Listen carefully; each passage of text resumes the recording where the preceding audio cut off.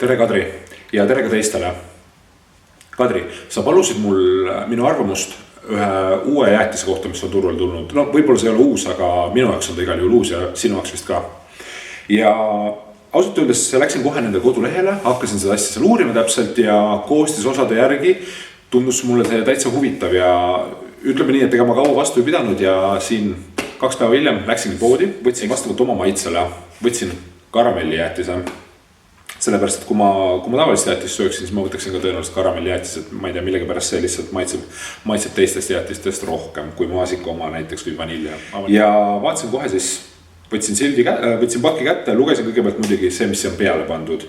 100% naturaalne, magustatud steviaga ja suhkruvaba. Okei, väga tore. Hakkasin siis koostisosi lugema, koostisaineid. Ja jõudsin siis nii kaugele, et karamelliseeritud maapähklid sisaldavad ikkagi suhkrut ja glükoosi. Seega minu jaoks on see natukene pettumus toote pakkuja poolt, et kui on 100% naturaalne ja see nii on ja magustatud steviaga, siin see on sees ka, kõik on õige. Ja siis me jõuame selleni, kus on punasega kirjutatud suhkruvaba, aga ometigi suhkur on koostisainete nimekirjas olemas. Seega mina lihtsalt natukene pettusin, et nii tehti, aga järgmine asi siis. Jõudsin ma siis koju, tegin lahti selle ja maitsesin. Ja ma peaks ütlema, et maitse on tegelikult täitsa hea. Ja täitsa hea maitse on. Aga siin on üks aga. Selles jäätises on tegelikult üpriski palju ikkagi koostisosi. Ja need koostisosad ma siis uurisin välja, mis nad täpselt on. Ja panen ka selle video alla, selle tekstina. Seega iga üks saab ise lugeda ja langetada oma otsuse. Kas ta tahab seda jäätist, baseerudes sellele, mis need koostisosad siis on ja mida nad siis teevad.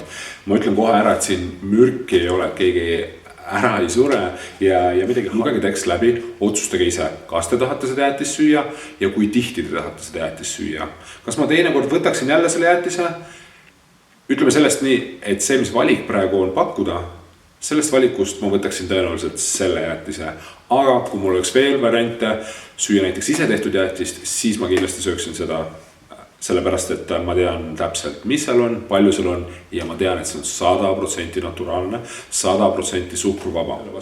Kuidas mina jäätist valmistan, siis palun andke näiteks kommentaariga teada ja ma võin täiesti vabalt teha ju video sellest, kuidas jäätist teha, kuidas mina jäätist teen ja mis maitsega see täpselt tuleb. Ja ma võin selles mõttes garanteerida lisaainete ja suhkruvaba see jäätis olema saab. Seega, andke mulle teada, palun.